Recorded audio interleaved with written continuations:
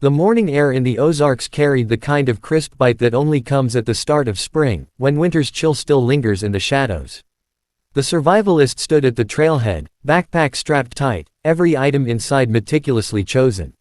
He had been preparing for this trip for months, not because he needed practice surviving in the wilderness, but because he wanted to push himself deeper than he had ever gone before. For him, the forest wasn't just a challenge, it was a refuge, a place where time slowed and the noise of the modern world faded into the wind through the pines. His friends knew him as someone who could build a shelter from nothing, catch a fish with his hands, and navigate without a compass. But they also knew his stubborn streak, the part of him that thrived on going alone, without backup. That morning, he'd said little to the few people who came to see him off. A nod here, a short smile there. Just a few days, he told them, maybe a week. I'll be back with stories. Then he shouldered his gear and walked into the thick green wall of the Ozarks, leaving the gravel road behind. The forest seemed to welcome him at first. Sunlight filtered through the budding leaves in soft, dappled patterns. The distant call of a hawk echoed overhead. His boots moved with practiced ease over uneven ground, and every so often he'd stop to kneel beside a track, deer, raccoon, once even a fresh set of bear prints. He followed no official trail, moving instead by instinct, the way old hunters used to. By midday, he'd already covered several miles, stopping only to drink from a cold, clear stream. That night, he set up camp in a small clearing. His tent stood like a little island in a sea of grass, ringed by thick stands of oak and hickory. He built a small fire, cooking a simple meal from the provisions he'd brought for the first day. As darkness fell, the forest came alive with sound, the steady rhythm of crickets, the occasional rustle of some nocturnal creature moving through the underbrush. He leaned back on his elbows, staring up at a sky so dense with stars it seemed to hum. The next morning, he pressed on. The terrain grew more difficult, the slopes steeper, the undergrowth thicker. He climbed over fallen logs slick with moss, waded through narrow creeks that snaked between limestone bluffs. The radio clipped to his shoulder crackled when he finally checked in with a friend back home. His voice was calm, steady, almost cheerful. "You wouldn't believe the view I've got right now," he said. "Found this hidden valley, never seen anything like it. Might stay a couple of extra days just to explore." His friend laughed, told him to be careful, and they signed off. That was the last anyone heard from him. When he didn't return by the end of the week, concern grew quickly. Friends and family knew he was capable, but the Ozarks could turn treacherous in an instant. A search team was assembled. Rangers, volunteers, even a few old-timers who knew the woods like the backs of their hands. They found his campsite 3 days into the search. The tent was still there, zipped shut. Inside, his sleeping bag was neatly rolled. His pack sat upright, the food inside untouched, his map folded at the top. It looked less like someone had left in a hurry and more like they'd simply stepped out for a moment and never returned. The search widened. Helicopters combed the area from above, their rotors whipping the treetops. Search dogs wove through the dense underbrush, noses to the ground, but their handlers kept coming back empty-handed. Tracks, if there had been any, were long since washed away by spring rains. Days turned into weeks, and every lead fizzled out. No signs of struggle, no broken branches pointing to a fall, no scraps of clothing caught on thorns. It was as if the forest had simply decided to keep him. The locals shook their heads, murmuring about how easily the Ozarks could swallow a man whole. To them, it was just another story to add to the list of strange vanishings in these hills, a list that stretched back generations. But to his family, the silence was unbearable. They returned every year, walking the same ridges, crossing the same streams, calling his name into the wilderness, hoping for an answer that never came. In the months after the survivalist's disappearance, the Ozark town nearest the trailhead seemed to change in subtle ways. At first, there was still a hopeful energy, flyers with his photo taped to shop windows, church groups organizing meal trains for his family, search volunteers stopping in for coffee before heading into the woods again. But as summer passed into fall, and then into another winter, hope began to fray. The posters faded in the sun, curling at the edges. People stopped mentioning his name in casual conversation, as if saying it out loud would stir something they didn't want to think about. The first rumors started small. Someone claimed they had seen a strange camp deep in the forest weeks before he vanished, with smoke rising from it long after hunting season had ended. Another man swore he'd heard shouting one night from across the valley, though he admitted it might have been just the wind. The Ozarks were full of stories like that, half heard, half believed. But in the quiet corners of the diner and on the front porches of old clapboard houses, a more unsettling theory took root, that he had stumbled onto something hidden, something he was never meant to see. Some said it was an illegal hunting camp run by men who didn't take kindly to strangers. Others whispered about a patch of federal land not far from where he was last heard on the radio, land that didn't appear on most maps. A few leaned into the old legends, telling of people who wandered too far into certain valleys and were claimed by the land itself. The stories were never told in the open, always with a glance over the shoulder, a lowered voice. His family refused to let the talk discourage them. Every year, on the anniversary of his disappearance, they came back. They brought new maps, fresh gear, and sometimes a guide who swore they could take them to places nobody else bothers to look. They would camp for a week, fanning out in different directions each morning, returning at dusk with mud-caked boots and weary eyes. They found odd things now and then. A weathered tree carved with initials no one recognized, a strip of faded fabric snagged on a branch, but never anything that could be tied to him. One spring, a pair of trappers passing through claimed they'd heard something unusual on the far side of the ridge, in a section of forest where the search teams had long since stopped looking. They described it as a faint, rhythmic sound, 3 sharp taps, a pause, then 3 more. It happened only once, in the middle of the night, and it was distant enough that they couldn't be sure it wasn't an echo or a woodpecker. Still, the story made its way back to town and was quickly added to the growing list of strange accounts connected to his case. By the second year, the disappearance had taken on a kind of folklore quality. Children dared each other to walk the first mile of the trail alone. Campers told exaggerated versions of the story around their fires, each one adding details that weren't in the last. The survivalist became less a real man and more a character in a cautionary tale, the kind that made you look over your shoulder when the forest went quiet. For his family, though, it was never a story. His sister spoke at the town hall once, her voice shaking with frustration. "He's not a ghost. He's my brother. Somebody knows something." Her plea hung in the air, but no one had anything new to offer. The sheriff admitted they had no leads left to follow. The search was officially closed, though he assured her they'd keep an eye out for anything unusual. The town settled back into its rhythms.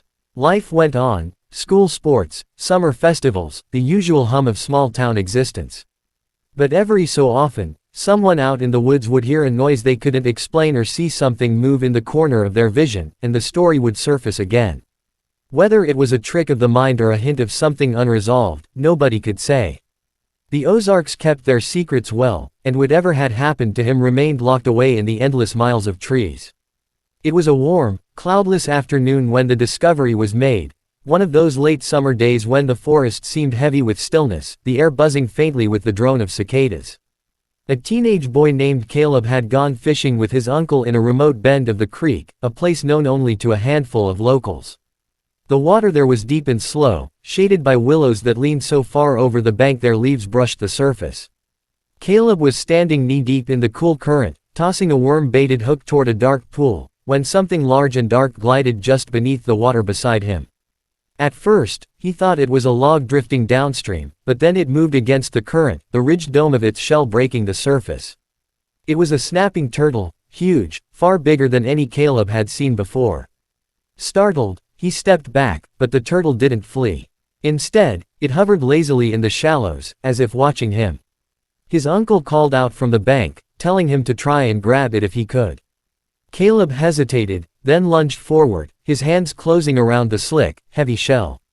The turtle thrashed and kicked, spraying water, but he managed to lift it halfway out of the creek.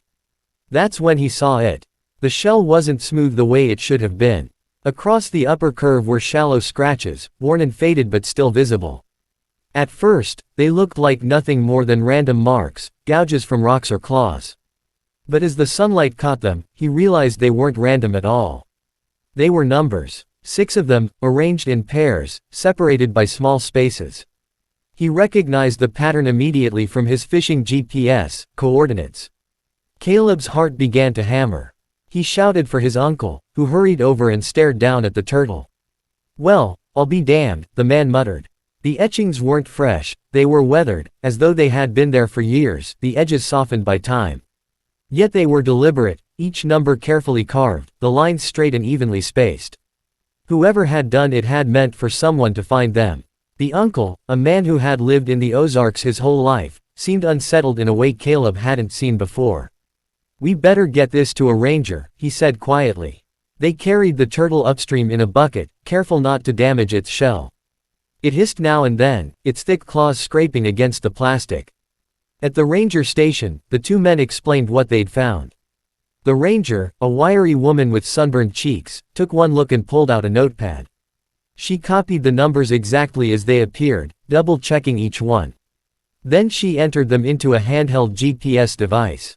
A moment later, a small dot appeared on the screen, deep in the backcountry, miles from any trail, in a section of forest that had been marked hazardous after flooding years ago. The ranger leaned back in her chair. "That's strange," she said, though her tone suggested she found it more than strange. She asked if they knew how old the turtle might be. The uncle guessed it could be 20 years old or more. That meant the markings could have been there for a long time, long enough to survive weather, algae, and the turtle's own growth. What chilled Caleb most was the thought that someone, at some point, had been close enough to this very turtle to carve those numbers into its shell. And not just anywhere, numbers that pointed to a place hidden deep within the same woods where the survivalist had vanished 3 years earlier. Word spread quickly. The coordinates were soon linked to the missing man's case, though no one could explain the connection. Some believed he had been alive long enough after his disappearance to make the markings himself, hoping the turtle would eventually be caught and the message discovered. Others wondered if someone else had made them, a person who knew what had happened and wanted to leave a clue without revealing themselves. The turtle, after being photographed and examined, was eventually released back into the creek, disappearing beneath the water with a slow, powerful kick of its legs. But the numbers it carried lingered in everyone's minds. They weren't just a curiosity, they were a destination. And in the weeks that followed, a small group would set out to follow them, not knowing what they might find when they reached the end of the trail. The morning they set out for the coordinates, the forest was draped in a thin mist, the kind that clung to every branch and curled in the hollows between hills. The ranger who had examined the turtle led the group. 3 others followed: Caleb, his uncle, and a retired tracker named Harris who had been part of the original search for the survivalist. They carried only what they needed: packs with food, water, maps, a GPS unit, and rope. Guns were slung over shoulders, not for hunting, but for the coyotes and the occasional black bear that roamed the Ozarks. The first miles weren't difficult, following an old logging road that had long since been overtaken by weeds and saplings. The GPS beeped occasionally, reminding them they were headed toward a spot miles off any marked trail. As they pressed deeper, the road dissolved into a narrow deer path, then into nothing at all. The forest here was older, the trees taller and spaced far apart, their branches knitting together high above to filter the light into a dim green glow. They stopped often to check their bearings. The coordinates pointed them into a section of forest scarred by years of flooding, a tangle of downed trees, gullies, and sudden drops where the earth had given way. The air was heavy with the smell of damp soil and decaying leaves. Somewhere in the distance, water trickled faintly, but otherwise, the woods were eerily quiet. Midday, they came across the first strange sign. A low ridge blocked their path, its surface littered with loose stones. At the top, they found a crude marker, 3 flat rocks stacked in a deliberate triangle. Harris crouched beside it, his fingers brushing the moss. "Not natural," he said. "Somebody built this." He looked up at the ranger. "Could be a trail sign. Could be a warning." They moved on, each step taking them farther from the comfort of familiar landmarks. Hours passed without seeing any sign of animals, no deer, no squirrels, not even birdsong. Caleb began to feel as though the forest was holding its breath. The mist burned away, but the sunlight that replaced it felt thin and pale, as if filtered through a veil. By late afternoon, the GPS told them they were within a mile of the coordinates. That's when they found the knife. It was wedged into the trunk of a cedar, the blade buried deep, the wooden handle worn smooth. Rust streaked its edge, but it was still intact, as if it had been placed there and forgotten. Caleb felt a shiver run down his spine. Harris examined it, frowning. "This is old," he said. "Been out here at least a couple years." The ranger carefully slid it free, wrapped it in cloth, and tucked it into her pack. The terrain grew steeper as they closed in. They scrambled over boulders slick with moss, waded through a narrow stream that cut across their path, and climbed the far bank using roots as handholds. When they reached the crest, they stopped dead in their tracks. Ahead, half hidden beneath a curtain of vines and tangled roots, was a cave entrance. It wasn't large, just a dark mouth in the rock, barely high enough for a person to crouch and enter. Around it lay remnants of something unnatural, a length of frayed rope, a tin cup half buried in leaves, and the charred remains of a long cold fire. Caleb crouched beside the rope, his fingers brushing the fibers. "Do you think?" He didn't finish the question. No one needed him to. The ranger approached the cave slowly, shining her flashlight inside. The beam disappeared into the black, revealing a narrow tunnel that sloped gently downward. The air that came from it was cool and damp, carrying the faint, sour smell of something long sealed away. She turned back to the group. "We go in together," she said. "No one gets separated." They tightened the straps on their packs, checked their lights, and stepped into the darkness, the forest vanishing behind them. Every footstep echoed faintly off the stone, the sound strangely muffled. Caleb's chest felt tight, his breath loud in his own ears. Somewhere ahead, the tunnel curved out of sight, leading them deeper into whatever secret the coordinates had been meant to reveal. The beam of the ranger's flashlight swept over damp stone walls streaked with mineral deposits, catching droplets that clung like beads of glass before falling into shallow puddles. The air was heavy and cold, the smell of wet earth thick enough to taste.